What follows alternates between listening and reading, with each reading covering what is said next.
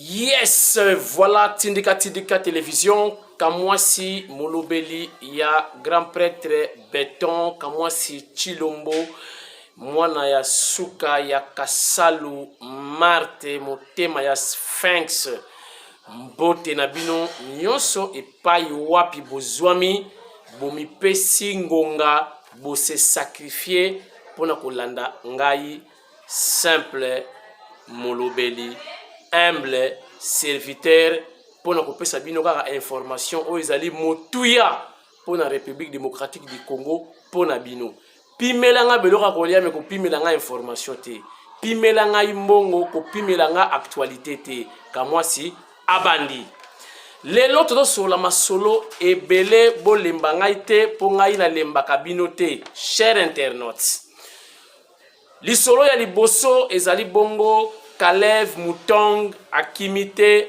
Kalev Mutong Abatami. Tozo solo la masolo ya journal La Griffe. Journal ya ba problème, ya ba polémique. La Griffe a publié un article na yemoko à lobby chef de l'État Félix Tshisekedi a cédé 552 km² na Barwande. Toko solo lango na émission lelo. Na lingina tu na bino question accord ya Kingakati ekenda wapi. C'était matin, midi, soir. Fachi exclave ya accord ya Kingakati toyoka audio moko ko sakana te basala ba cérémonie bakata e donc tous les bapoil ya kotoyo. Donc tsukizela tout ya kotoyo Toulouse balongola atika na Kingakati a signé accord amitika kuna donc China rambo atala kaika kabuna biloko atika kuna tika makila atika ba poil soka banga fina ba fidika ka bazitonga bataka pa facha dai makamone lo bama susté tina ebisa kabino bokeba na ba audio ko bima ya modèle na modèle pour na pouvoir oyo siko mtu sala audio wana za wapi accord amekenda wapi on en parlera. Tribalisme et koti na Europe ya kosakana te surtout bandeko na biso ya bandundu dazo kebisa bino lelo na esprit ya bien dazo kebisa bino boye ba danger ya tribalisme o bobemi na poto boyini bandeko na bino bakasayen boyini batunyo dazo soutenir Fachi ce n'est pas bien nazo solona bino lelo en tant que votre frère mu Congo parce que bandundu na Congo central et Kangama eza eloko moko. Et puis bandundu pena Kasai et Kangama. Muzitu abala mutabandundu te abala muluba. Pourquoi? Ayebie lengi. Ils en abaluba. Botale titre émission 5. Ba pexi ba on a ça déjà. Ba évêque, ba pexi ba ngo ba ya makaba observation na ba élection. Bo kene ko kipe dans le Bible de Jérusalem. Et dans la guerre Bible wana. Boke na occupé Bible de Jérusalem awa siko biso basango basene biso siko Bible des routes agenda ya élection 2023 na yebité ceux qui basango baza kozwa lisusu temps ya kotanga Bible bakomi kotanga je crois constitution plus que la Bible on en parlera. Chers internautes tukobeta appelle solo ya DG ya hôpital du cinquantenaire Mukamate Umukwata ba étranger bazo bosana Kabila azalaka lisusu président na Congo te asala tana ye akenda o ezalaki chinois zo beta congolais ba policier ba ye ba GR ba ye ba protéger c'est fini na kosenga kutu ba tuna pe mutu ya DG wana ya cinquantenaire indien wana après ça dans nos rapports il y a gestion ya mbongo ya Covid bato bachaka na prison kuna ba malade ceux qui ba vrai ou ba faux malade to yeba makambo.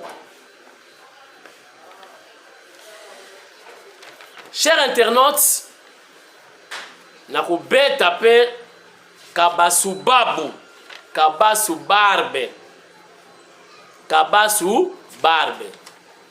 Hier azali muta RCD non? Est-ce que muta RCD vraiment? Botala muta RCD akolo ba pena la kisasa. Na Congo. Asali soki émission soki wala ki message c'est comme ça na kati ya opéra. Hein? Avec isuka na voice. azotanga na ordinateur sans griffe. Nazoyela yo Kabasu Barbe, un ancien gouverneur avec un bilan largement négatif. Et tu parles aujourd'hui. Tu as la contradiction, hein? Kuna frère Martin Zolobanini, c'est Kagame qui dirige. Kuna Kabasu Barbe, Azolobanini, oh, Fachakomi, dictateur, Tozongi na Syria, monarchie. Non, on a plusieurs partis politiques, Kabasu Barbe. Union sacrée, la vision, la idéologie, ça n'a rien à voir avec la monarchie. C'est le multipartisme, les partis dans l'angle, ils fonctionnent en angle. Quel est l'avenir, kuna soki na contestat des martyrs en face wana. Au moins, les partis politiques, ils allaient. Kabasu Barbe. Voilà, merci déjà à Roger Diakiese, depuis Suisse. Grand barbère, topé coiffeur na Switzerland. Moi na ya poto ya solo na kata Suisse.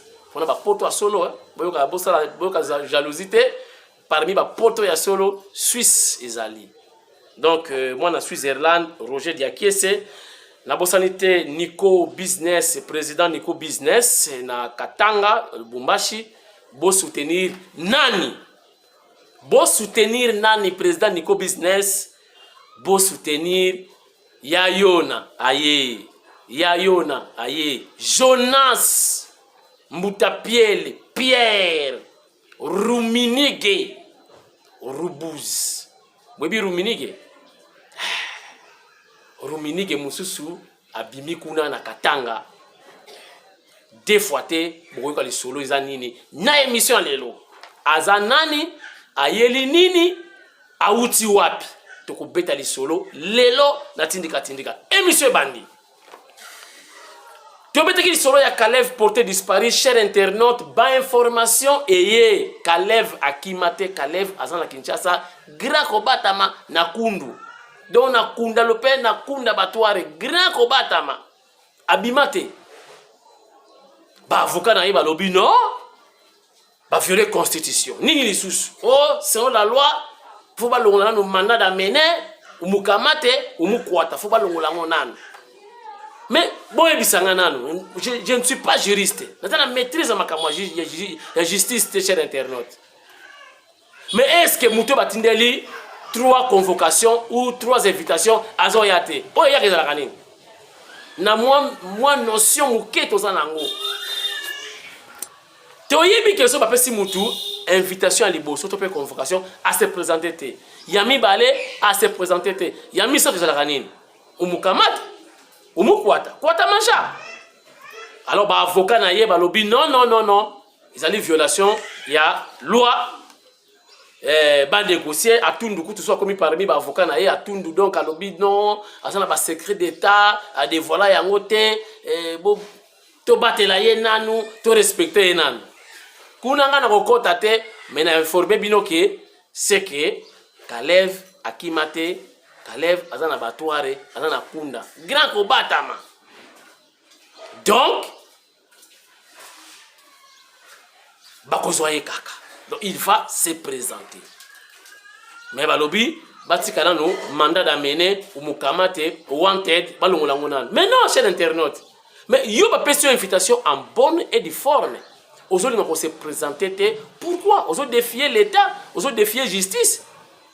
Mais afin de compte vous allez nini? Wanted. Quand tu soka batika na ba 5 millions de francs congolais.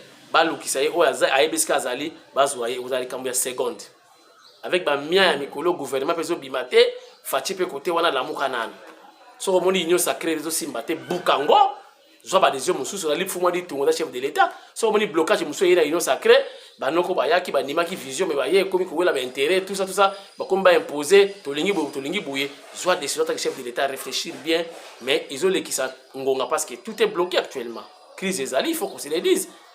Nous sommes des communicateurs, tout ça, tout le monde sait ce qui se passe. Et je sais la bien. Et on a fait tellement, bon, on a une émission.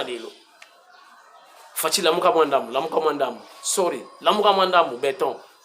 Moi, je dis les côtés, Thérèse a bien été.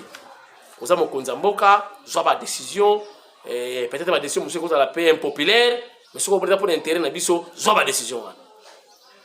Donc bref, pour conclure partie ya Kalev akomona na ye kaka bozala tranquille. Kalev akimite azana batware azana kunda. Chers internautes,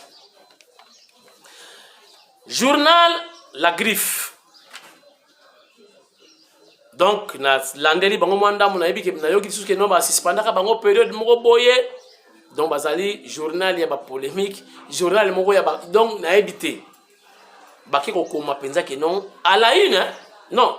Oui, j'ai 4e page mais à la une je crois c'était Félix a cédé 552 km² de notre terre au Rwanda ou au Rwandais. Chers internautes, bino boko ndima na eloko ndenge wana. D'abord esalameli wapi nana kiko ba ingénieur nini bakende ko na ba cadastre suki ba nani bakende ko sala ba mesure ngo ndenge nini batanga fela. Donc bino ba témoin, donc vous les journalistes, il y a La Griffe, vous étiez là ba ko tanga penza ba tshaka décamètre hein ba tanga pour 1 mètre 2 mètres tina 552 km² en plus ba cédé na Rwanda. Bola kisanga na territoire nini ya Congo bomoni drapeau ya Rwanda auto tekele ba mabele ba signature nini ba sali document non officiel ba sali. Est-ce que le chef de l'État a le droit, je me pose cette question, de céder etandi ya mboka ndenge wana o ba Belge ba kata a pesi na Rwanda? Pour quel intérêt?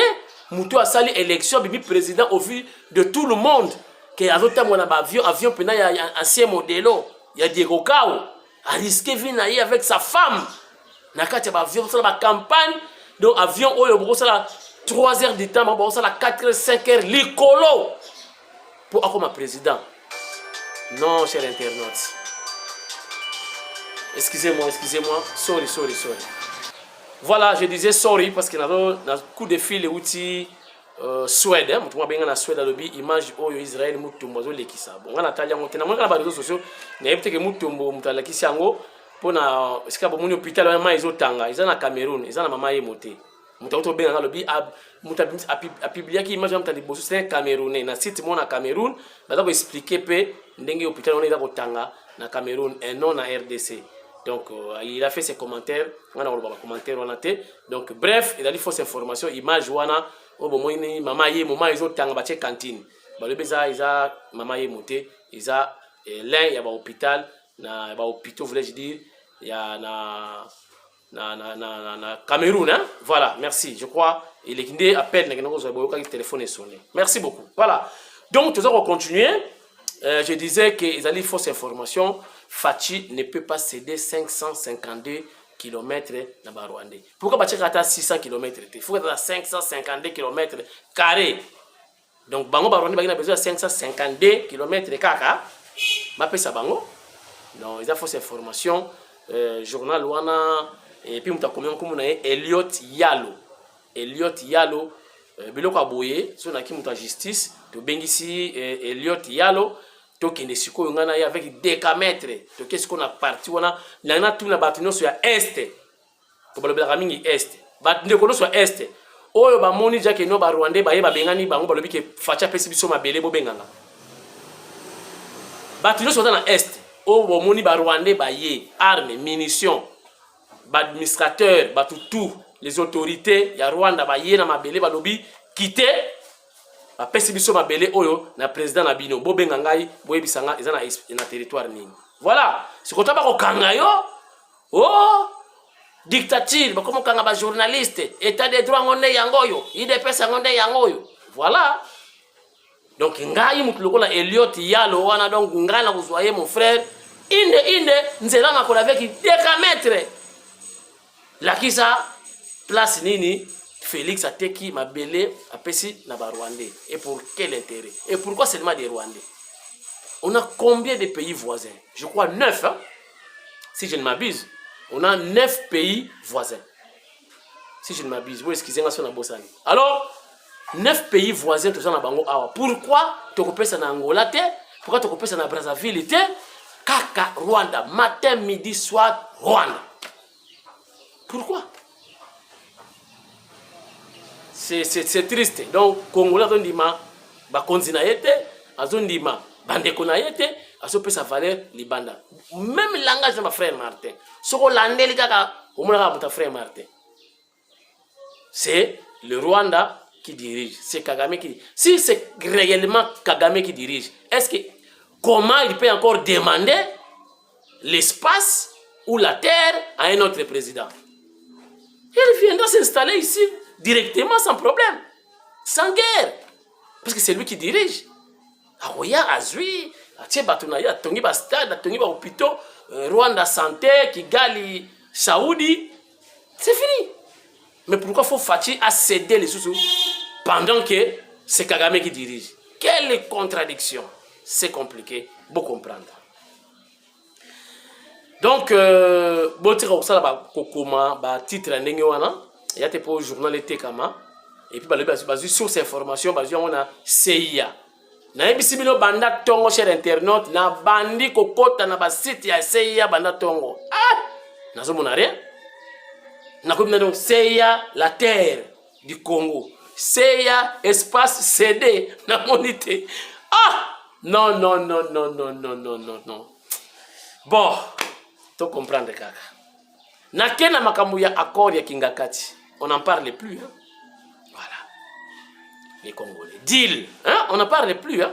Deal Kabila Tshisekedi. On n'en parle plus. Pourquoi? Yango bimaki deal. Et penga lobaki nini? Quand on a deal wana ligne rouge zanaki kapenda ko bimate parce que c'est lui qui détient les secrets ya liwa ya musée. Ce qui dit Kapenda bimba ko panza ko pimisa secret. Et dit Kapenda est dehors. Nazelaka epenge alongwa na lamuka ou na lobakizaka ja mort et enterré. Il est toujours là, sans Sony. Sans Sony. Il est toujours là. Minzoto bela bela. Chers internautes, bolobakati, bolobaka ba audio ti. Nepsa kabla boko yoka ba audio ya modèle na modèle.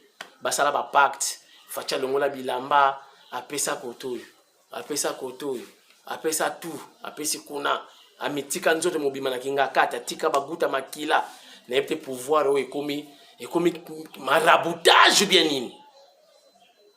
Nini to yoki te, chers internautes. Maintenant les lobos au monde que je l'aime. Soko lingo leka tina sima. Tina bakasumbalesa je l'aime ok mutoko tuna yo azate. Lingo sala ka peripoche osale. Lingo sala ka sumbalesa ata mutoko tuna yo azate. Olingo péché mboto na yo kuna o péché. Siko dila ngwe kenda wapi. Akora ngwe kenda bi papier akora mona nate tilelo FCC KO PPRD KO e bale KO ki. Wapi deal. Wapi accord.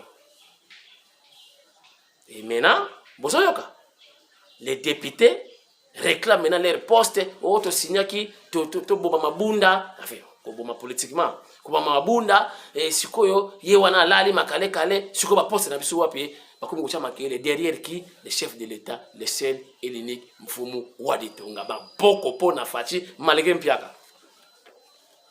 Eh oui hein. Ça na boba mpiaka. Pour gouvernement tout est bloqué. Mais tu es bien karaté, vous allez décanter. Vous allez calmer. Donc on a ça fou moi dit tout. On a bien que Mikula a fait ça bouler. Mais à bouler moins rapide parce que ambiance est dans la kinesate. Et puis jour à mon gouvernement bimi, balongol pega na couvre feu mbala mongo, couvre fêter. Tribalisme. Batu ya bandundu.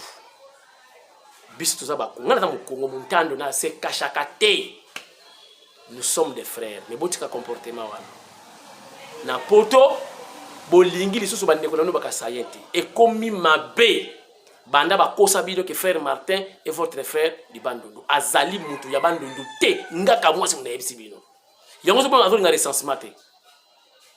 Pour na recensement ko zala compliqué. Tango bako ya bako banana na mwasi na ye. Samuel Eto'o. Samuel Eto'o. Tant que tu as pas na yemoko. Somotro. Langue parlée Wolof. Cher internaute. bino ba Congo ngai ndeko na bino mu Congo bozo bisanga na corrompu na baluba na corrompu na baluba te mais bato ba proche na baluba c'est vous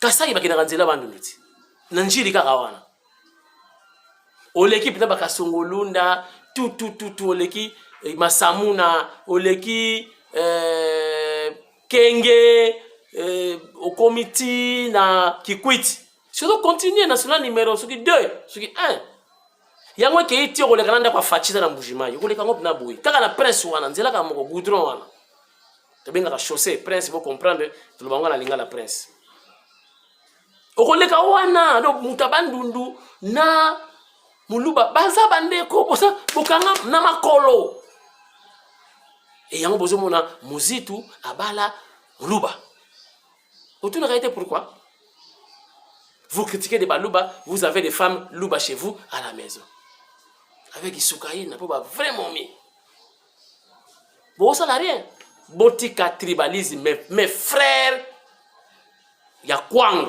frère ya bandundu ville qui couille 1 qui couille 2 moi-même j'ai une femme bandundu mupende na pomela kabinote comme na ye gudumbuga yoka koma bapende gudumbuga donc gagi gogigu tolongola baga pour c'est trop lourd hein to changa kutumbuka na mukuse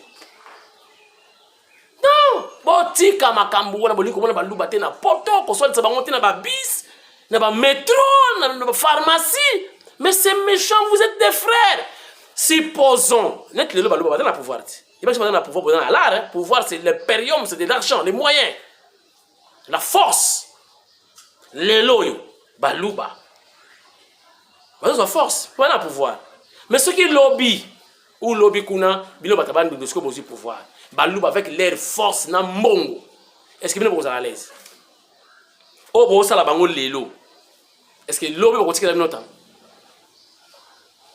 bozolo na haine oh beaucoup récolter ma baie qui sème le vent récolte le tempo ou la tempête bozolo na mabe bandeko na ngai bandundu ngaka mwasi na bandeko na bino mukongo na bali bino nazo yebisa bino bozolo na mabe la haine et la jalousie lobi ko dans la gravissime beaucoup futa ngoti bolinga bandeko na bino bazui pouvoir pour lobi pe ba ko soutenir bino on ne sait jamais et tourna kanango muzito taraki a premier ministre balo basala ki ni baboma ki premier ministre c'est après le chef de l'État, chef du gouvernement. Malgré ça, on n'a pas rien. Mais pourquoi qui va louba ou bazu bata palu ba baré bango pour parler comme à primature. Mais pourquoi vous ne pouvez pas accepter qu'un Moulouba soit à la tête de ces pays? Ce n'est pas bien. Jadis, c'était nous, les Nekong. On a géré ces pays, tout militaire, avec Lumumba et Yindi. Bon, c'est pas grave, c'est une page d'histoire.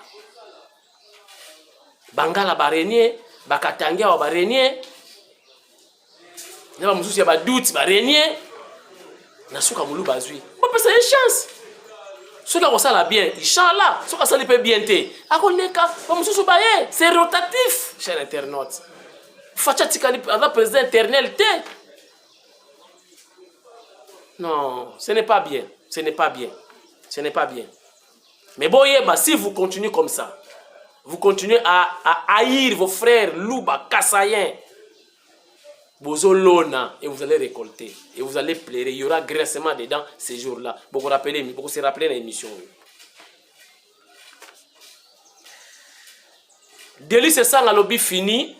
Makamouya partage à pouvoir. Et ça bien tout changer dans Makamouya. Dans la raison, même si vous allez si fatigué, même si vous allez pour basculer, pour tout ça, pour tout là, premièrement, intérêt général, intérêt à Moka. Ata oliete, mon voisin dans ce mika, Koumi Sanzambe, le bas, alléluia, tournaye, yanga ko ya lobby.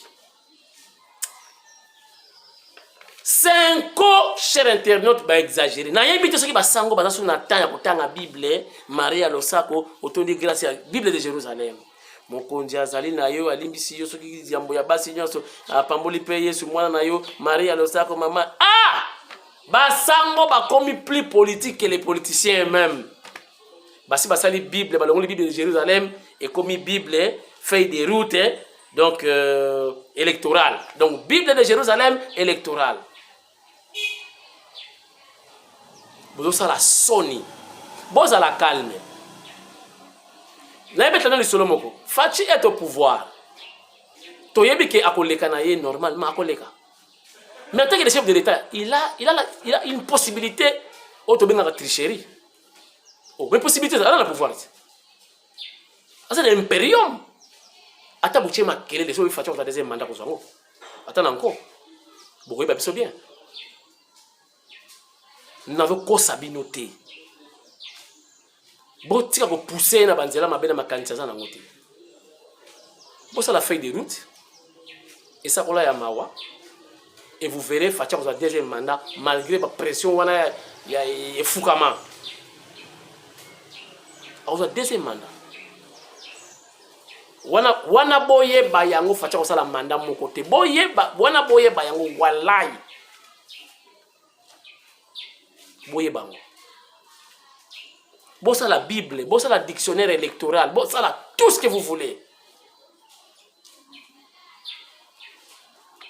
Non, on va souba samouti. Donc, on a raison dans l'église catholique. Je préfère dans l'église en Péfalongo, dans l'église premier mesati. Dans l'église avec les sueurs, mais dans l'église tous les millimètres catholiques à la Congo. Nazo pèse un message dans les étrangers qui vivre dans le Congo. Tant il y a Kabila et Séléka. Vous pèse un message. Ou il y a des Indiens. Chinois bazo beta biso ba congolais o lobele ote obimi makila pena ke général moko ya protéger pe yo poke o sambi pe o poli lisusu bakangi yo lisusu non siko boyoki numéro 1 ya hôpital de cinquantenaire o mukwata o mukamate non trop c'est tout pas là beti docteur il pas là beta ka ministre mo siko beti ba docteur mais il est grave. Et pendant nyoko la kakuna donc parce que la kuna balobangé lokoté. C'est le tout puissant quand tu m'as moins que y a médical. Non, ce n'est pas bon. Malgré quand tu m'as qu'il n'était pas violent, on l'appelait le tout puissant. Passez-moi les termes. Donc, t'es à la kate. Boye bisaba étranger. Oh, ils ont un moment, il y a pépère de les sous-soutés. Bazuyo au beti congolais. C'est quoi y a la bakangi? N'est-ce pas ce qu'on dit? Donc, bah, déjà, les sons au Ezali, tant il y a Fachi, Béton, Fumwa di Tunga, Makamoufe changer. Voilà. N'est-ce pas, Brazzaville déjà, Brazzaville, Basango, Babisi Bango, Bossimba, Bachapelle, ce beaucoup liable, ce beaucoup baka, Bachapelle, Bobak. Plus question qu'il y a observateur, au biso boyana ma politique, ça surtout il y a un bruit. Imposition. Ah donc ça m'a coûté koyate. Sinon ba comme on a consommé la bangu ba comme on to damé. Ba tout ba tché ba non pembeni. Botika na ma politique, aller prêcher la bonne nouvelle du Christ pour ba tout ba kota paradis. Voilà. Nakoti sikoyo nakatanga. Kabasu baba zono avant, Kabasu babu zono avant. Kabasu babu. Bino bozana ba dossier B. Le moni numéro 1 na bino akibi ya Afrique du Sud. Bokanisa ki boza ba plus fort à wat. Kabasu babu bozala ki gouverneur avec quel bilan? Certainement largement négatif. Ozotangi la biso discours na opéra français wana beto la ba komelio yango. Kabasu babu. Ba komelio kana ningo zotanga. Wana café wana na restaurant mundele. Non, va servir yote yo profiter na point wana ou bandi dans émission aux autant on na opéra. Ti bosi bo rata. Tala ba dossier bozana. Numéro 1 wana ti grand bungalo tout la mwisi kizaka. Nzela Afrique du Sud oh minzoto bela bela akimi. Banaka facha ça qui est décentralisation en affaires coutumières et communales na kati ya ministère intérieur. Yemu gabi keno babaka ngangai. Grand bungalo bino bata RCD bozana na makama kolobate na Congo. Bozana ba dossier epelé na makila ya bato na mabo ya ba congolais. mikolo pe na Hollanda yo ba komeli au français na ordinateur ezanga griffe mikolo ba ordinateur fo mo griffe ezala tineti buye okomona moni matos beti moi boye bato ba comprendre que ozotanga pe moi vrai moi kotu o wana yango ti yanzi mwaka kabasu babu bon ya Jonas aye ya Jonas aye ya Jonas ndenani Ruminige le nouveau ministre des mines hein ministre ya mine na hydrocarbure na Katanga na o Katanga ya Jonas Mbutapiele Mbutapierre Jonas azanani bo bilo zaka bo jale lote azo mérité azanani boyoka azanani ingénieur de formation Jonas Pierre Ruminige donc il y a Rubuz comme on a dit Rubuz Jonas Pierre donc Mbutapierre Ibao Azali secrétaire fédéral, il y a UDPS au Katanga. Donc, Augustin Kabouya, il y a au Katanga. Donc, il y a UDPS. Moi, il y a nani. Moi, il y a monsieur Fetabou Kalala Mouin Dilem. Donc, il y a pas là qui me condamné dans UDPS. Ancien président fédéral, il y a Lubumbashi. Et puis, ancien secrétaire général adjoint à la présidence du parti. Donc, là, je cite UDPS. Donc, voilà, Topesi, bah, félicitations, te souhaiter bonne chance. Il y a Joanne, il y a Jonas, Mbutapiele, Ruminige, Rubuz. Bonne chance, certainement, Tokoya Katanga. Pour mboka etikala na kote na li Katanga na Kisangani. Pour na kokisa presque ba mboka na tamboli na Isiro, voilà. Équateur etikali Guadolite na tamboli presque Congo Mobimba, presque na tamboli mingi. Donc naza koya na Katanga, bana Katanga. Président Nico Business Bosunga ya Jonas. Bosunga vient na biso Ruminige. Donc joueur pendant ya Brésil, ya Sikaye yo akiti na Katanga makamu ya mine de maboko na ye. Ministre provincial ya mine na hydrocarbure. Merci et félicitations na Jean-Marc Kabunda Kabound et pourquoi pas le secrétaire général Augustin Kabouya Mwana Buta. Botala quand même mouton en tant que combo mingi ba yebiete botala ye na interview mo kesala maki na Katanga tozo clôturer tindika yalelo botala ye engambe mobali mwana ya Katanga alobi 70% pana ina na problème te ezate ke ba ministre oyo komi atie mwasi na ye atie mwana na ye atie mobali na ye ba cousine akima na parti qui alobi 70% ba combattant nyonso ba musala ata combattant otanga te bakozwa ba professeur à université na poto ba ye bazotangisa yo soko zo yo bien te explication na Swahili iko nini wana mathématique na Swahili siko iko pombe moya anakusangisa pombe mbili voilà muta comprendre mbala moko pombe moya tembo moya anakuvutukisa kuvuka donc kusangisa eta komi pombe boni mbili Swahili a comprendre ya Katanga lobiguna ingénieur compétent botala nano ya Jonas Mbutapiele Ruminige Kamwasi tindika bangodi. Du point de vue forme et fond, nous venons de voir que le président a eu le contact avec toutes les couches sociales de la population où les préoccupations qui ont été retenues ont permis à ce qu'ils puissent prendre une prise de décision qui devait aller dans le sens de faire avancer le pays. Vous savez, mon cher frère, que dans cette fameuse coalition, déjà dès le départ, beaucoup de gens s'en plaignaient par manque de confiance que les partenaires entre eux pouvaient se faire. Alors, ce qui avait comme conséquence de bloquer et le chef de l'État dans sa vision de voir les choses et dans sa façon de travailler. Alors, comme conséquence, nous avons trouvé que le président ne pouvait que mettre fin à cette coalition pour lui donner la possibilité de voir comment il pouvait continuer à travailler. Pas une crise comme telle, sinon il a fait appel à la Constitution. Il y a plusieurs articles dont on a fait mention, et lui-même a fait mention dans les discours. Et vous savez, dans pareilles circonstances, il ne pouvait pas se décider seul. Il a des conseillers qui lui ont donné les stratégies à prendre.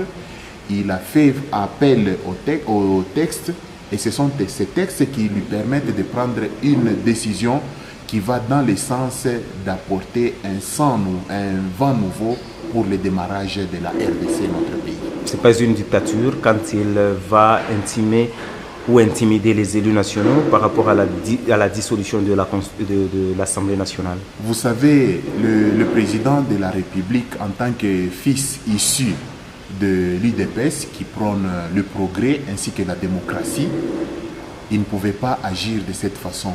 Sinon, en faisant foi à la démocratie, il avait comme source, comme soubassement le peuple. Donc il n'a fait qu'appliquer ce que le peuple était en train de décrier haut et fort, de voir que la vie sociale, les tissus économiques ne faisaient que se dégrader, et dans tout ça, le peuple ne se retrouvait pas. Alors une façon de permettre à ce que le peuple puisse se retrouver et continuer à mener la vie normale, il ne pouvait que recourir au peuple qui est même l'ultime détenteur de cette démocratie et la souveraineté même du pays.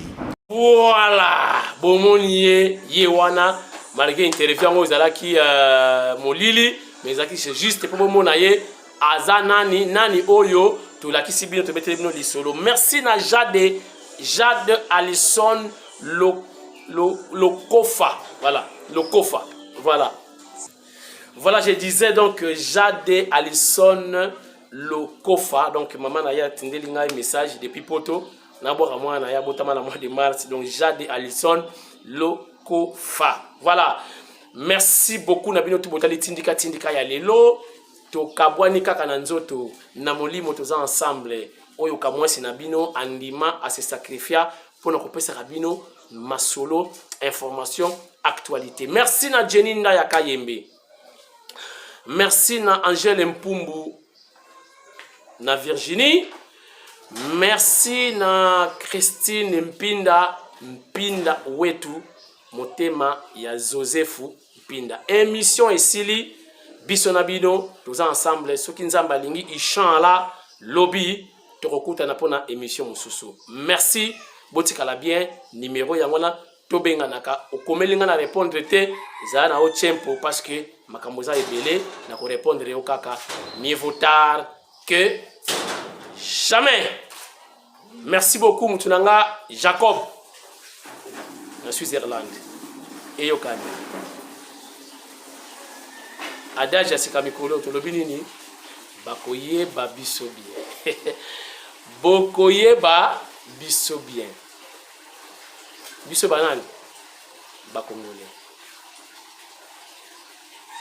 base viva et monsieur